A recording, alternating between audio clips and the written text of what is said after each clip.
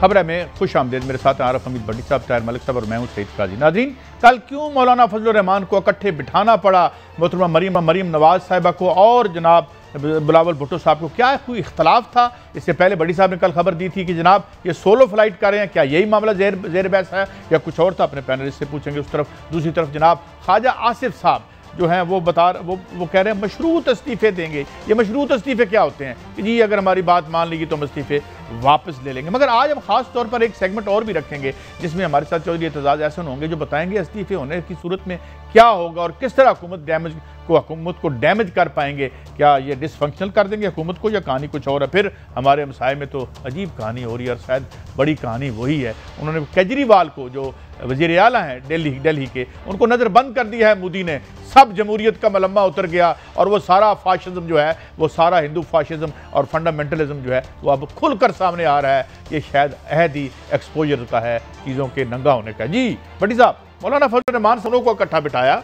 कल आपने खबर दी थी कि जनाब वो बड़े नाराज थे जरदारी साहब, तो नाराजगी दूर हो गई? बिस्मिल्लाहिर्रहमानिर्रहीम। कल पहला दिन है पीडीएम के जलसे में जब मौलाना साहब भी अफसुर्दा निकले और मोहतरम मरीम नवाज भी। हम पहले कह चुके हैं इस्तीफ़ों पर इख्तलाफत है। मीडिया पर ये काबिल एहतराम लीडर है, जो मर्जी के। पीपल्स पार्टी ने सिंध पर रिज़ाइन पे क्रॉस लगा दिया हुआ है, वफाक पे नहीं देना। अभी तक ये फैसला ही नहीं कर पाए। 10,000 मीटिंग, आपको पता था 8 को आर पार होना था। बिलावल साहब ने कहा जी आप होते कौन अकेले फैसला करने वाले, अगर आप रिजाइन दे देते हैं इन केस। पीपल्स पार्टी का नहीं कहा, उन्होंने कहा हमारी तो सीसी की मीटिंग होगी, उसमें हम फैसला करेंगे अपने मेंबरान से कि क्या रिजाइन देने चाहिए कि नहीं। अभी उनकी अपनी पार्टी में फैसला होना है, इनकी तो पार्टी बाकी है तो छोड़ देना ना, टागा पार्टी है नून लीग का। और उन्होंने कहा कि मरीम साहिबा आप हाईजैक कैसे कर सकती है, जो फैसला होना है आपकी लाहौर के 10 जलसियों में, रैलियों में नहीं होना, पीडीएम की क़यादत ने मिलकर करना है। और उन्होंने कहा अगर हम रिज़ाइन दे देते हैं, वो 10-10 करके एक्सेप्ट करते हैं और ज़मीनी इलेक्शन कराते रहते हैं, तो आप तो सारे अपनी मौत मर जाएंगे। फिर आज भी नाकाम मुलाकात हुई। मौलाना फजलुर रहमान ने काबिल एहतराम बिलावल साहब और मरीम को बुला के किसी एक नुक्ते पर, पेज पर नहीं पहुंच सके। अभी तक ना तो इस्तीफों का फैसला हुआ है। इस्तीफे तो सिंपल बात है ना, कौमी असम्बली के लीडर को भेज दें, स्पीकर को, सॉरी, वो एक्सेप्ट करे ना करे। और दूसरा ना लॉन्ग मार्च का हुआ, क्योंकि पीपल्स पार्टी कह रही है हमने तो हमेशा बेनज़ीर ने धरने की सियासत की मुखालफत की है। ये तो जमहूरियत को अगर आप 2014 में इनकी गुफ्तगू सुन लेना, वो कह रहे हैं ये तो नामुमकिन है, हमने तो धरने में बैठना ही नहीं। लॉन्ग मार्च और धरने दोनों में फ़र्क है। लॉन्ग मार्च है चले जाते हैं। और जो ख्वाजा साहब कहते हैं मशरूत इस्तीफ़े, ओ भाई आप इस्तीफ़े तो मशरूत किससे कर रहे हो, किससे मशरूत कर रहे हो? मैंने बताया इमरान खान को घर भेजने का आईनी तरीका, उसके खिलाफ अदम एतमाद जो है कर नहीं रहे, जो असल तरीका वो अपना नहीं रहे। दरवाजा बना हुआ नहीं जा रहा, खिड़की से बार बार जाकर टकरे मार रहे हैं कि अंदर चले जाओ, वो नहीं खुलेगी। यार मलिक साहब ये तो एक पेज पे नहीं है खुद, तो उन्होंने करना क्या है? देखें जो पॉलिटिक्स है वो 2 और 2 4 नहीं होती है, इस पर हमने बड़ी बात की है। आज की जो 2 और 2 35 लग रही है, नहीं 220 भी हो सकती है, मगर जो उनकी पार्टी के ज़राए कह रहे हैं वो कह रहे हैं जी 103 से ज़्यादा जो इस्तीफ़े हैं वो नून के डिक्लेयर हो गए हैं। आप किसी से 6 साल के बच्चे को कोई वो ज़रा ट्विटर पे चला जाए, मैंने खुद अपनी आंखों से 25-30 तो मैंने पढ़ लिए हैं। MNAs के जो अपने उनके अकाउंट्स हैं उन्होंने अपने इस्तीफ़े टाइप करके सोशल मीडिया पे भी लगाए हैं, गो कि उसकी क्रेडिबिलिटी का इशू है। मगर मैं आपको बता रहा हूँ 105 सोशल मीडिया ने ही एक्सेप्ट करने हैं। नहीं, मैं आपके सवाल का जवाब दे रहा हूँ जिस तरह आप बता रहे हैं। दूसरा 45 लोगों ने तकरीबन, ये जो ज़राए कह रहे हैं कि पीपल्स पार्टी के 45 ने दे दिए हैं। और नफीसा शाह जो है वो तर्जमान है पीपल्स पार्टी की, को मेरी कोई मतलब हमारे कोई टीवी के लिए काम नहीं करती। उनकी आज की प्रेस कॉन्फ्रेंस जो वर्ड है ना, उन्होंने कहा इस्तीफ़े अटल हैं, इस पे बहस नहीं है, इस्तीफ़े देने हैं। देने कैसे हैं, प्रोसेस पे बहस हो रही है। भट्टी साहब की बात सही है, पीपल्स पार्टी के लिए प्राइज़ है, इस्तीफ़े देने की कीमत पीपल्स पार्टी ने देनी है, क्योंकि पावर में उनका हिस्सा है, उनके पास सिंध है, उनके पास आगे सेनेटर बनाने हैं। यार आप अपनी स्टोरी कंट्राडिक्ट करें नहीं वो, मगर उन्होंने ये वो अपना गला खुद उसके काट कटवा दें, इस पे डिसीजन तो नहीं ना, मैं कहना ये चाह रहा हूँ। नफीसा शाह क्या, और बड़ी एक और बात बताएं, अब बात करते हैं भट्टी साहब, बात मुकम्मल कर ली। नफीसा शाह साहब या कायम अली शाह साहब, इनकी बातों को आप संजीदा ना लिया। मुझे एक बात बताएं, ये दोनों पार्टियों की सेंट्रल एग्जीक्यूटिव की क्या हैसियत है? अगर जरदारी साहब एक फैसला कर लें तो सेंट्रल एग्जीक्यूटिव बदलवा सकती है? ये नवाज शरीफ साहब की सेंट्रल एग्जीक्यूटिव की कोई ताकत है? अल्लाह आपका भला करे। ये तो जब पार्टियों में जमहूरियत नहीं है तो ये जमहूरियत की जद्दोजहद कैसे लड़ रहे हैं? एक बंदा कैसे कह सकता है कि काजी सईद करज़ाई, और दूसरा मलक साहब ने कहा जी 750 आगे इस्तीफे आ गए, और सोशल मीडिया तो भाई सोशल मीडिया पे मंजूर कर लो, सोशल मीडिया पे इलेक्शन करा लो, अगला वजीर आजम बना लो, और नवाज शरीफ की फोटो लगा दो वजीर आजम। सोशल मीडिया पर पाकिस्तान के नवाज शरीफ दोबारा बन गए, लंदन में ओथ ले रहे हैं किसी पार्क में साथ बिजनेस डील करते हुए। ओ भाई मैंने आपको कहा रिजाइन दे, स्पीकर एक्सेप्ट करते। काजी साहब आप मेरी क्यों नहीं समझ रहे? ये सब टोपी ड्रामे हैं, रंगबाजियां हैं, कलाबाजी हैं, इनकी कानूनी हैसियत कोई नहीं है। एतजाज साहब अभी थोड़ी देर में आएंगे। और दूसरा, एतजाज साहब ने बहुत शगाफ लफ्ज़ों में मेरी डिटेल बात हुई है, उन्होंने कहा ये सुबह पूरे के पूरे 152 दे दे, ज़िमनी इलेक्शन हो जाएंगे इसमें, और नहीं होगी, वो नहीं होगी।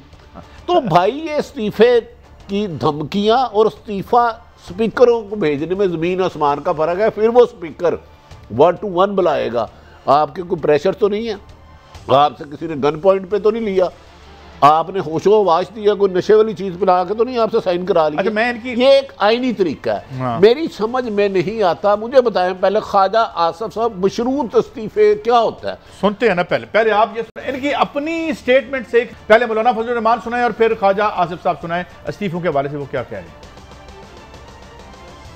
एक घिसे पिटे अल्फाज है, हम फिर इस्तीफे वापस नहीं चाटेंगे, अगर दे दीजिए फिर इस्तीफे वापस उनकी तरह नहीं चाटेंगे। जरा बिलावल साहब को भी सुना दें, उन्हें वो क्या कह रहे हैं।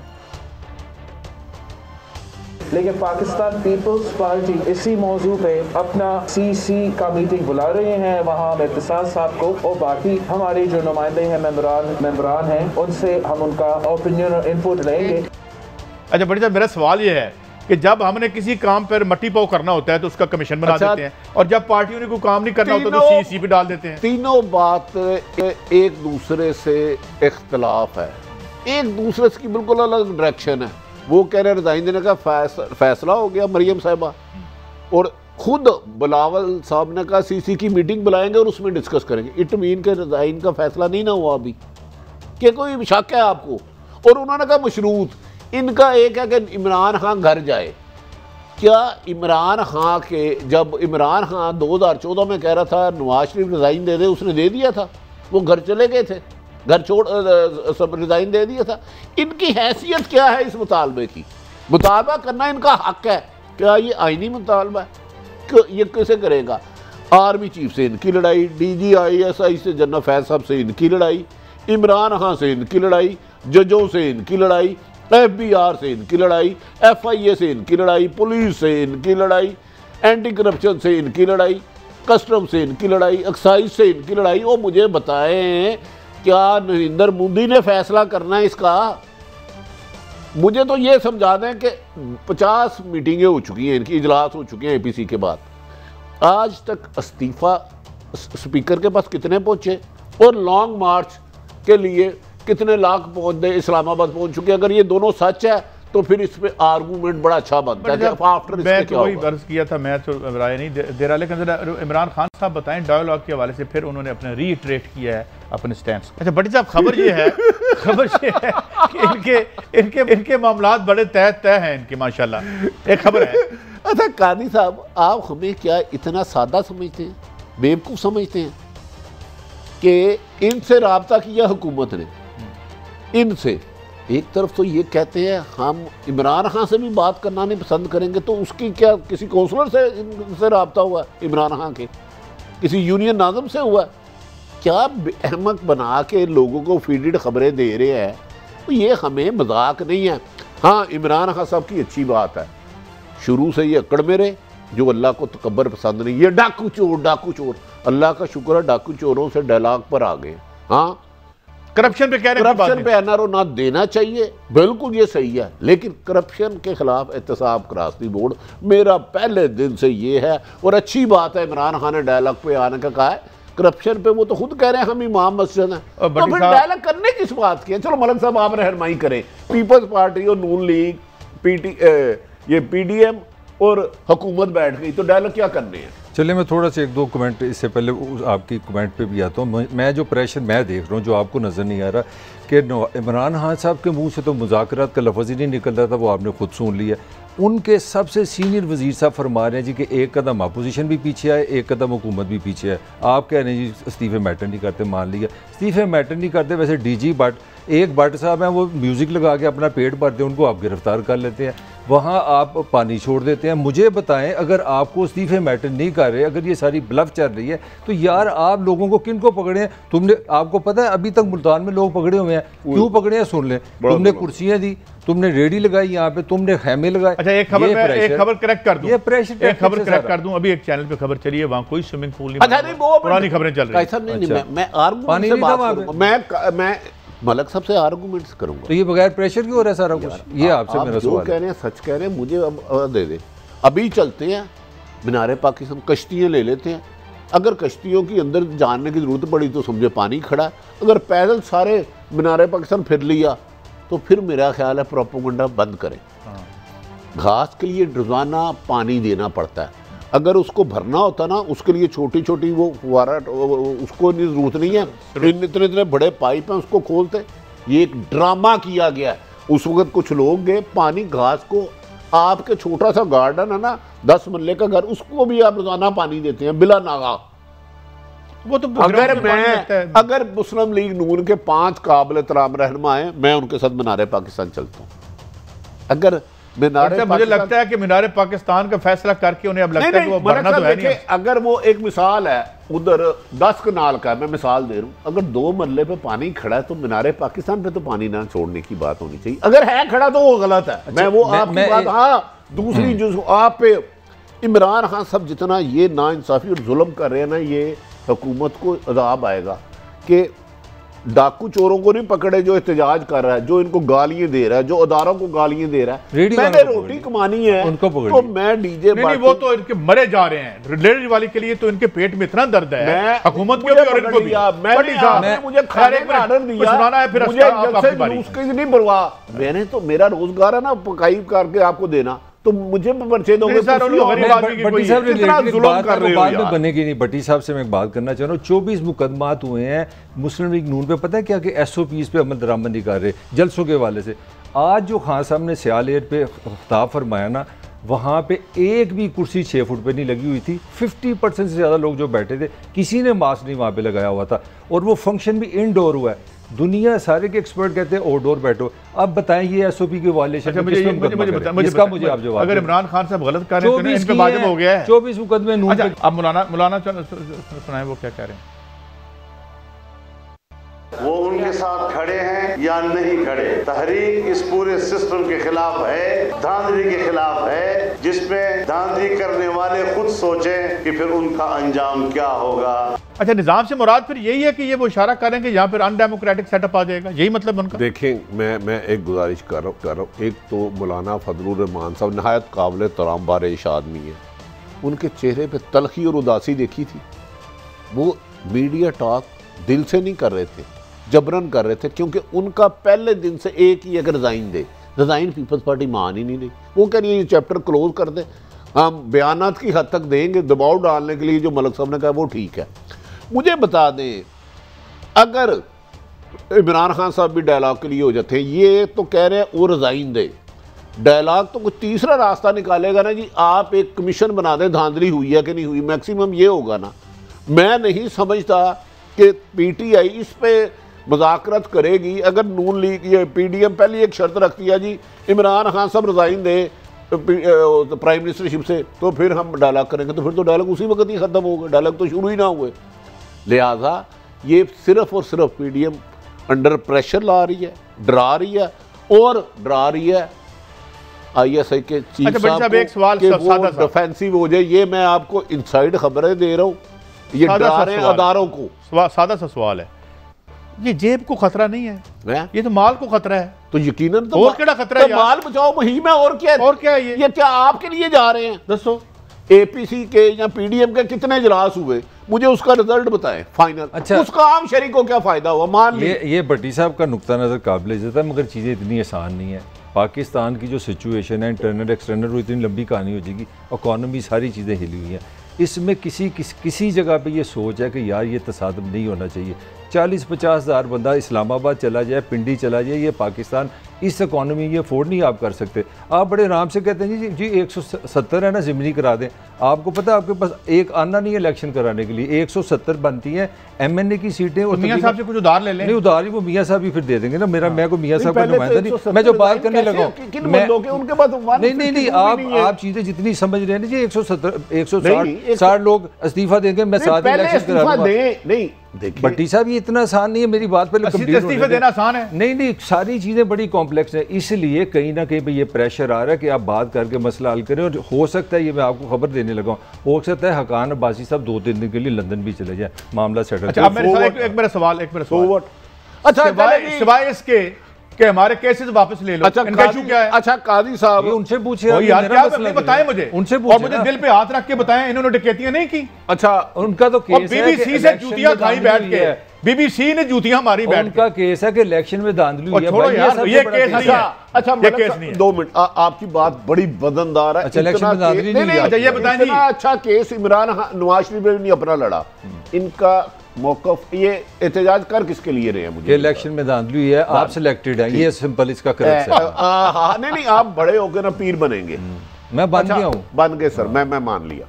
तो इसके लिए अदालतों में गए, कानूनी रास्ता अख्तियार किया, इलेक्शन ट्रिब्यूनल में गए। आप सवाल तो कर रहे हैं, उनका कहना है कि इस सिस्टम में हमें इंसाफ नहीं मिलता आगे है। इस सिस्टम में 30 साल किसने हुकूमत की यार? आज ये जजेस किसके नाक के बताएं ना आपको। मलक साहब आज आगे का मलक कौन था? तो फिर आप क्या समझते हैं, इनको इस सिस्टम में भी नहीं इंसाफ मिलेगा, ना किसी इदारों में नहीं, ये तो स्टेटमेंट ना हुकूमत में, तो फिर हल कैसे होगा? हल ये, एक मिनट यार, मैंने बोलूंगा, हल ये है कि मुस्लिम लीग नून की सेंट्रल कमेटी को सुप्रीम कोर्ट दे दी जाए। हल की है, हाल ये है कि जनाब, अब हाल ये था कि यहाँ हमजा साहब बैठे हों तो आईजी तो कहने लगना, आईजी इधर आ, और यार कर दे की रहे हो, बेड़ा गर्क कर दिया दारों का, अब रो रहे हो, पिट रहे हो, जब आप पे बैकलैश आ रहा है तो। और क्या है यार, जरा मुझे खबर दूसरी दें, ये छोड़ें इनको। अच्छा, खबर आप मुझे हाँ नामे बता दें यार, खबर धांधली पाकिस्तान यार, खबर दें मुझे, हाँ नामे बता दें। धांधली का नाम मुस्लिम लीग नून है यहाँ पे। चलो आगे छोड़ें, आगे चलिए आगे। हकान अब्बासी की खबर दें, जो काम की बात कर रहे हैं। मैंने बता रहा हूँ, कहीं ना कहीं से ये प्रेशर है कि भाजी बैठ के बात उनकी मनवान जा रहे हैं, ये आप इसको मैं दे दूं खबर दें। शाहिद हकान अब्बासी नहीं, एक बंदा जा भी चुका है जो मियाँ साहब का जाती यार है। उन्होंने कहा है जनाब, जहाँ जुबैर साहब, मोहम्मद जुबैर साहब काबिल तराम भी गए थे, उन्होंने कहा जी हमने बीच में नहीं आना, और याद रख ले कोई गैर आईनी काम नहीं होने देना। अब ये जा रहे हैं मियाँ साहब, अल्लाह का वास्ता जी जिद तो पीछे हट जाओ, 5 साल यहाँ तो अदम एतमाद लाइए, बाकी हमें उधर से भी इनकार हो गया कि अब प्रेशर या ब्लैकमेल करके हुकूमत नहीं जाएगी। अगर शाहिद हकान अब्बासी इसके अलावा कोई और फैसला करा ले तो मैं मान जाऊँगा। और शाहिद हकान अब्बासी साहब को शहबाज साहब ने भी जेल से एक मैसेज भेजा है कि आप इस हद तक ना जाएं कि वापसी के रास्ते बंद हो जाएं। अब सिर्फ और सिर्फ शहबाज शरीफ, कुछ लोग नवाज शरीफ को ये कायल कर रहे हैं भाई रिजाइन वाली बात, प्राइम मिनिस्टर वाली बात खत्म हो गई, किस्सा माजी है वो जो। अच्छा, ये आप ये कहना चाहते हो, कहते हैं यार खुदा का वास्ता है, आपको हमारी हाउसिंग सोसाइटियों का वास्ता है, हमारे असासों का वास्ता है, बाद आ जाओ। असेंबली भी 4 साल की हो सकती है, ये सारी ऑप्शंस है। मैं ये नहीं कह रहा, मेरी बात ये चल रही है। आप पहले इस्तीफा लेने गए थे, अब इस्तीफा देने लग पड़े हैं। अब एक कहते हैं मैं हुकूमत को मानता नहीं, फिर कहते हो डायलॉग भी करने हैं, फिर कहते 5 साल की बजाय 4 साल भी हो सकते हैं। ये सब उस वक्त होगा जब ये किसी एक नुक्ते पे आके बैठेंगे। आपकी मुस्लिम लीग नून तो कह रही है हम ये वज़ीर-ए-आज़म मानते ही नहीं। साहब, जब आप अपोजिशन में होते हैं आपकी औकात कुछ और होती है, जब आप हुकूमत में होते हैं आपके पास 7300 अरब का बजट है, कोई 2 लाख आपके पास डिपार्टमेंट है, 20 लाख बंदा आपके पास मुलाजिम है, आपसे मुकाबला करना आसान है? आप खुदा का वास्ता है, ये मुकाबले होते हैं। आज भारत में चल रही है ना, आखिरी स्टोरी पे आएंगे, जब किसी मकसद के लिए आते हैं, जब ब्लैक की लूटी हुई दौल बलद बचाने के लिए आप प्रेशराइज करते हैं। ये शरारत करती, शीदे ने रिजाइन दे दिया, फेसबुक पे गामे ने दे दिया, चाचे ने दे दिया, पुफे ने दे दिया। ओ भाई रिजाइन क्या ब्रेक पे जाना है। पर ब्रेक पे लोग नहीं फिर देखा, आप लाहौर की गलियां नहीं देखी आपने? ब्रेक पे जाना है। मरियम जहाँ गई है लाहौर सीरियसली कोरोना भाग गया लाहौर से क्योंकि इतनी खलकत आ गई। ब्रेक है बड़ी साहब ने एक बात की, इसी नोट पे ब्रेक लेने जा रहा हूँ। उन्हें जाना होता है ना, उन्होंने दिल्ली घेर लिया क्योंकि वो माल बचाने नहीं जा रहे, एक जेन्युइन मूवमेंट है, यहाँ खानदान के इक़्तिदार बचाना है। बात तो इतनी सी है। ब्रेक से आएंगे तो शायद हमारे साथ हों एतजाज़ हसन और हम बात करेंगे कि ये इस्तीफे दे के क्या कर लेंगे या क्या नहीं कर लेंगे। बड़ी दिलचस्प सिचुएशन, एक ब्रेक के बाद। Welcome back. अच्छा भट्टी साहब, कल मैंने एक बड़ा दिलचस्प इंटरव्यू देखा, मैं थोड़ी सी उसकी तफसील आपको बता देता हूँ। चौधरी एतजाज़ हसन एक वेटरन पॉलिटिशियन है, पार्लियामेंटेरियन है और माहिर कानून है।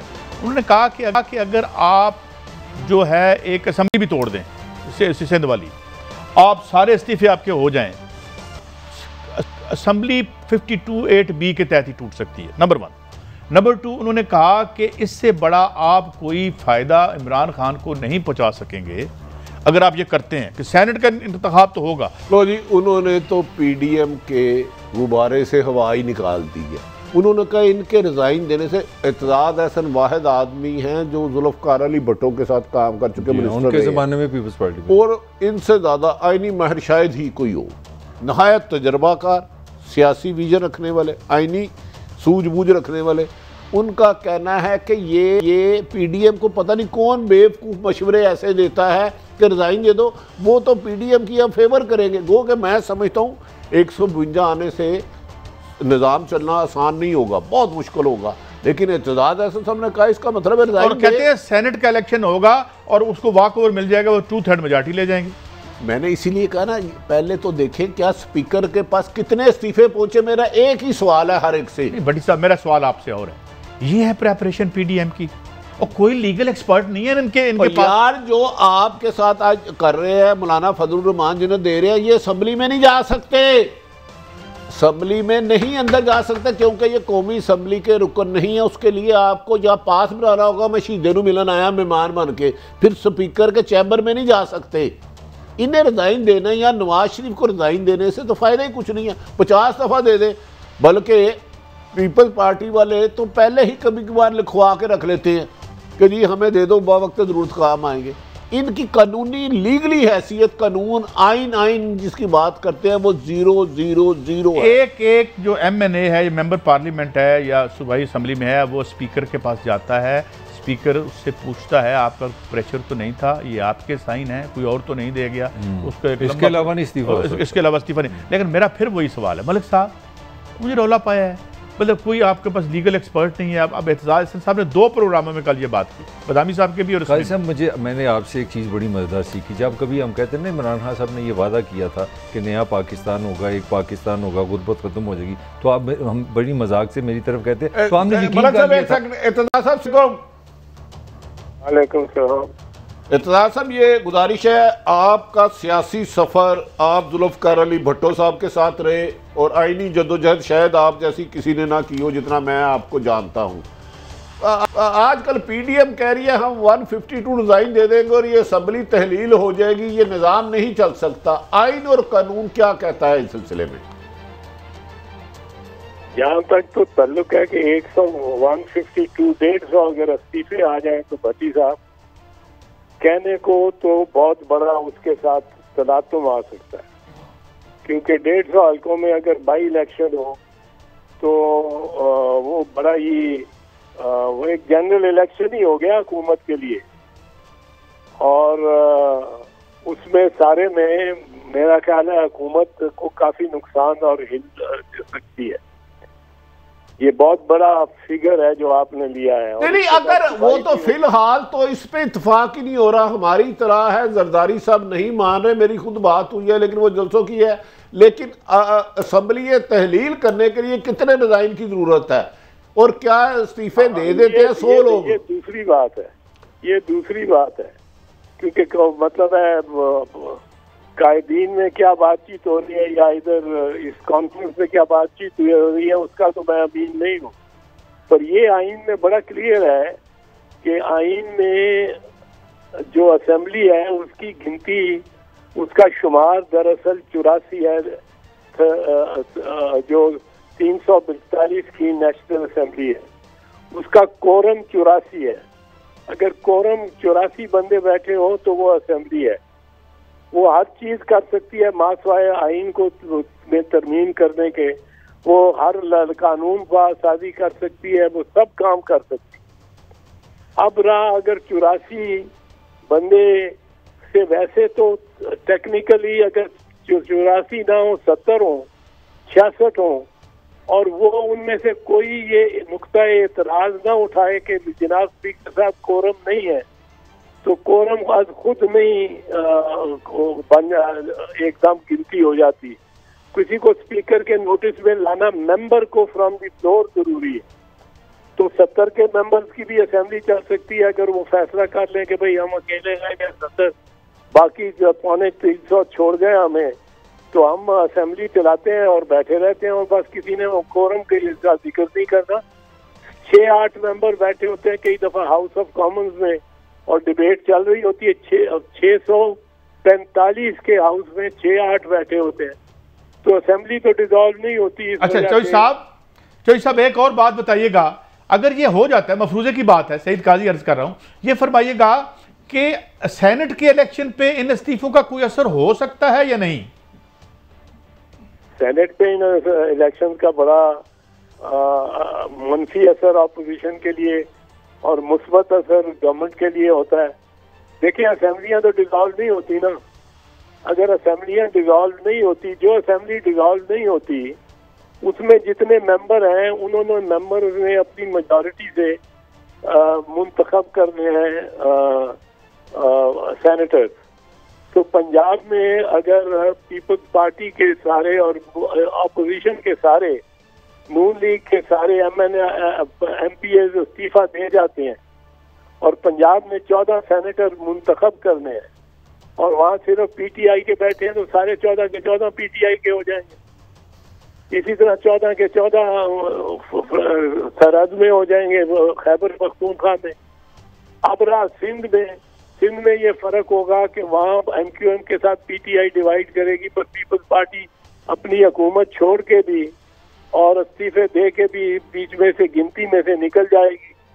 और वहाँ ये भी नहीं है, मैं ये भी अर्ज कर दूं कि चीफ मिनिस्टर इनके सूबों में, PTI के सूबों में, इमरान खान के सूबों में तो चीफ मिनिस्टर और प्राइम मिनिस्टर इनका अपना रहेगा। पर जहाँ असेंबली डिसॉल्व हो गई वहाँ केयर टेकर वजीर आजम आएगा, हमारा मुराद अली शाह नहीं रहेगा। तो पीपल्स पार्टी को तो ये सोचते हैं ना हम कि इतनी कुर्बानी हमसे जो मांगते हैं वो अब पता नहीं नवाज शरीफ साहब को कुछ ज्यादा कुछ नजर आ रहा है और मौलाना साहब को भी कुछ ज्यादा नजर आ रहा है। पर अगर इलेक्शन बाई इलेक्शन हो जाए सारी, और आपको याद होगा कि जब इस्तीफे PTI ने दिए थे, अयाज सादिक स्पीकर थे, तो वो सारे के सारे इस्तीफे जो थे वो उसने कोई एक दिन में फैसला नहीं किया उनका, वो उसने फैसला करना स्पीकर ने कि ये अपनी रजा से किया कि नहीं। वो अच्छा चौधरी साहब ये फरमाइए, गुजार दिए चौधरी साहब ये सोशल मीडिया पे इस्तीफे चला दिए हैं 45-40, इसकी क्या ये सिर्फ एक मतलब एक नुमाइशी सा मसला हुआ? फिर तो वो तो जब तक स्पीकर को नहीं मिलती, और मैं देख रहा हूँ कि कुछ टाइप वाला इस्तीफा नहीं चलेगा कि आप टाइप करें और दस्तखत दें, वो इस्तीफा नहीं है।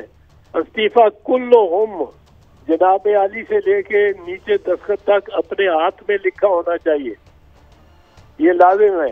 अच्छा इक़्तिदार साहब एक सवाल आपसे करता चलूं, ये बताइएगा, मरियम नवाज साहबा कहती हैं जनवरी में ये हुकूमत नहीं होगी, जबकि उनके पास तो 50-60 सीटें हैं। क्या आप समझते हैं कि PDM ये गलत फैसला करेगी अगर रिजाइन देने का ऐलान करते हैं या रिजाइन दे देते हैं वो भी स्पीकर को? नहीं, स्पीकर को अगर इस्तीफे दे देते हैं तो इस्तीफे स्पीकर फौरन मंजूर भी करके और बाई इलेक्शन भी करा सकता है, किस्तवार मंजूर करके किस्तवार बाई इलेक्शन करा सकता है। तो असेंबली तो मौजूद रहेगी। उसका नुकसान ये होगा कि अगर पंजाब में मतलब आधी असेंबली रिजाइन कर जाती है मिसाल के तौर पे, या तो आधा तकरीबन छोटी सी मेजॉरिटी है इमरान खान की कौमी असेंबली में भी और सूबे में भी छोटी सी असाइनमेंट। जो सर मैं आपसे अगर असेंबली रिजाइन कर जाती है, जरा मलिक साहब 1 मिनट बाद, जी जी, तो आप बाई इलेक्शन कराते हैं, तो बाई इलेक्शन में कुछ हिस्सा इजाफी पीटीआई इजाफी ही लेगी ना अपना हिस्सा। वो 150 में से 20 भी ले ले तो उसका इजाफी हो गया, उसको एक एक्स्ट्रा मिल गया। और ये एक्स्ट्रा देने की क्या जरूरत है अपोजिशन को? तो इसलिए जो इन्होंने ये फैसला किया कि इस्तीफे भी कायदीन के हाथ में दिए जाएं, तो ये एक अच्छा फैसला है, क्योंकि ये एक स्टॉपर है, एक फिल्टर है इस फैसले तक पहुंचने तक कि भाई इस्तीफा देना भी चाहिए कि नहीं देना चाहिए, उसका कोई फायदा भी होगा कि नहीं होगा। चोई साहब मैं जो चोई साहब आपसे सवाल करना चाह रहा हूँ वो आपसे एज ए कानूनदान नहीं पूछना चाह रहा। माशाल्लाह आपका बहुत एक्सपीरियंस है पाकिस्तान की सियासत का, आपने इतनी एक लॉजिकल बात की है, पीपल्स पार्टी की हद तक तो समझ आ रही है।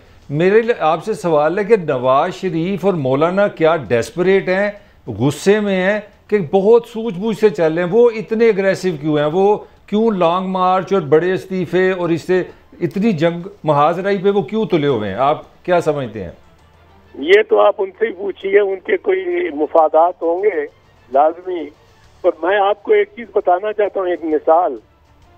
1997 के इलेक्शन में हमारे पाकिस्तान पीपल्स पार्टी के सिर्फ 17 MNA 17 मुंतखब हुए थे और बड़ी डिबेट चली थी हमारे में। मैं उस वक्त सेनेट में था, लेकिन खुद leader of the opposition senate में था, तो बड़ी डिबेट चली थी कि इस्तीफे दे दें, इस्तीफे दे दें। बीबी ने कहा नहीं, बीबी शहीद ने कहा नहीं, मैं तो पार्लियामेंट्री रूट को नहीं छोड़ूंगी and I will fight on the floor of parliament. बहुत शुक्रिया, बहुत शुक्रिया। मुझे ब्रेक की तरफ जाना है। Very very valuable contribution, very much Aitzaz Hasan साहब। नाज़रीन आपने सुना कि ये कितनी प्रेपरेशन है और किनकी, ये खुद भी एक पार्टी यानी पीपल्स पार्टी जो अपोजिशन की पार्टी से ताल्लुक़ रखते हैं। ब्रेक पे जा रहे हैं, ब्रेक से जब वापस आएंगे तो हम बात करेंगे इंडिया में क्या हो रहा है। सीएम जो है उसको उन्होंने हाउस अरेस्ट कर दिया है, सारी जमहूरियत का मुलम्मा उतर रहा है इंडिया से। क्या खेल और क्या वक्त है, एक ब्रेक के बाद। Welcome back. नाज़रीन आते हैं ज़रा इंडिया के जो तहरीक चल रही है, वहाँ कोई बहस नहीं हो रही, तो इस्तीफे देंगे नहीं देंगे, चल पड़े हैं, घरों से निकल पड़े हैं वो लोग सरों पर कफन बांध के अपने राइट्स के लिए। और कोई वहाँ ना कोई सेंट्रल लीडरशिप है मलिक साहब, ना वहाँ पे कुछ। और हाँ, एक और बात बता दूँ, ये जो डेमोक्रेसी देखिए, केजरीवाल जो सीएम है उसको कहा गया कि तुम जो दिल्ली है, दिल्ली के तमाम स्टेडियम्स को जेल में तब्दील कर दो ताकि हम उनको स्टेडियम में जाके। ये मोदी की पुलिस ना MNA को घसीट रही है। नरेंद्र मोदी की पुलिस मकबूजा कश्मीर में तो जुल्म करती है, केमिकल हथियार से अपने MNA को घसीट रही है, सीएम को हाउस अरेस्ट कर लिया है। भारत इंसानी हकूक की बात करता है, जो इंसानियत का कातिल है। ये अपने सीएम को मिलने जा रहा था, जो केजरीवाल है उसको मिलने जा रहा था, उसको पुलिस ने वहाँ पे रोक दिया और वहाँ पे हाई हैंडेडनेस कर रहे हैं। और दूसरी बात, मोदी को खतरा ये था मलिक साहब कि वो मिला है जाके केजरीवाल, इस वक्त हाउस अरेस्ट है वो। और जनाब ये हो रहा है। अरे मलिक साहब, ये सारा जिसने ना NRO लेना है, ना प्लाट लेने हैं, ना परमिट, ना लूटा हुआ माल बचाना, अगर ये मोदी के घर चले जाते हैं तो क्या आप समझते हैं फ्यूचर? इतने लाखों बंदे पे। बट सब मैं बतौर सिटीजन ऑफ द वर्ल्ड समझता हूँ कि वो जो दुनिया ने 60 साल एक मंत्रा सुना ना कि दुनिया की सबसे बड़ी जमहूरियत, इंसानी हकूक, समाजी हकूक, मैं समझता हूँ पूरी दुनिया एक समझ लें जल्जले का शिकार होगी कि ये क्या, ये जमहूरियत निकली है सबसे बड़ी आपके सामने। 15 लाख दहशतगर्द हुआ। मैं कहता हूँ जितना इंडिया को नुकसान मोदी ने बनाया, दुनिया का कोई बंदा। लेकिन एक बात और भी, 2-3 सालों में हम सब जमहूरियत के लिए हैं और हम सब जमहूरियत चाहते हैं। जो असल में ये जो फ्रॉड जमहूरियत के नाम पे इधर भी और उधर भी चल रहा है, इसको एक्सपोज कर दिया। साहब एक बात मैं फ्रॉड और वारदात, हमारे राइट्स की एक बात आप सुन लें, ये इंडिया की जो अवाम की मूवमेंट है ना, ये रीजन पे आएगी, ये आप मार्क माय वर्ड टुडे जी, ये रीजनल इशू बनेगा। ये इसका असर जो अवामी मूवमेंट का है ना, लोगों का जो अपने हुकूक के लिए लड़ने का, ये मैं आपको 10 दफा कह चुका हूँ कि पाकिस्तान में कोई जेन्युइन तहरीक की रास्ते में सबसे बड़ी रुकावट PDM है, इनके पीछे कोई नहीं आएगा। नहीं, क्योंकि ये मुफादात के लिए, ये जो मूवमेंट है ना, अपने बुनियादी हकूक के लिए, जिंदा रहने। अच्छा भट्टी साहब, एक बड़ी दिलचस्प खबर, कोई पार्टी इनको सपोर्ट नहीं कर रही थी, जब इन्होंने किया किसी पार्टी ने सपोर्ट नहीं किया, सुप्रीम कोर्ट में चले गए कि जनाब इनको इससे रोकें हड़ताल से। अब 24 पार्टियां इकट्ठी हो गई हैं। राहुल गांधी साहब सोए हुए जागे हैं और जाके इवन सीपीआई सीपीएम सपोर्ट शुरू में नहीं कर रही थी, अब वो सदर इंडिया की तरफ जा रहे हैं कि यार हमारा मसला हल कराओ। अरे अगर इन्होंने रिपील ना किया और ये फैल गई तो ये एक रेवोल्यूशन फैल गई है। ये आप करेक्शन कर लें, पहले ये पंजाब हरियाणा से उठी है ना, नॉर्थ ऑफ इंडिया से, अब ये नेशन वाइड है, ये पूरे इंडिया में मर चला गया, असम में, साउथ में, सर 50% लोग इंडिया के उनका रोजगार इससे एग्रीकल्चर से है। देखे उधर भी ठेका सिस्टम जाने लगा था, जो इधर आपके 30 साल लूटते रहे हैं उधर की अवाम आ गई, अवाम आ गई। नरेंद्र मोदी को घुटने टेकने पड़ेंगे एक दिन। इस तूफान को नहीं रोक सकता जो अपनी जिंदगी के बुनियादी हकूक के लिए और लोगों के लिए लड़े, जो माल बचाव के लिए लड़े। आखिरी मिनट है भट्टी साहब, और मैं इतना अर्ज कर दूं मलिक साहब कि ये अरविंद केजरीवाल जो है उसने बहुत बड़ी मिसाल पैदा की है, एक बहुत बड़ा रिफॉर्मिस्ट। इंडिया जो दिल्ली में उसने मुफ्त पानी दे रहा है, बिजली मुफ्त दे रहा है, तालीम फ्री की है, तालीम उसने फ्री की है, है। मगर बात सिर्फ इतनी सी है, वहाँ कोई ज़ाती असासे बचाने के लिए नहीं लड़ रहा, अपने हकूक़ के लिए लड़ रहे हैं। ये होती हैं तहरीकें और यही चलनी चाहिए। इजाज़त, अल्लाह हाफ़िज़।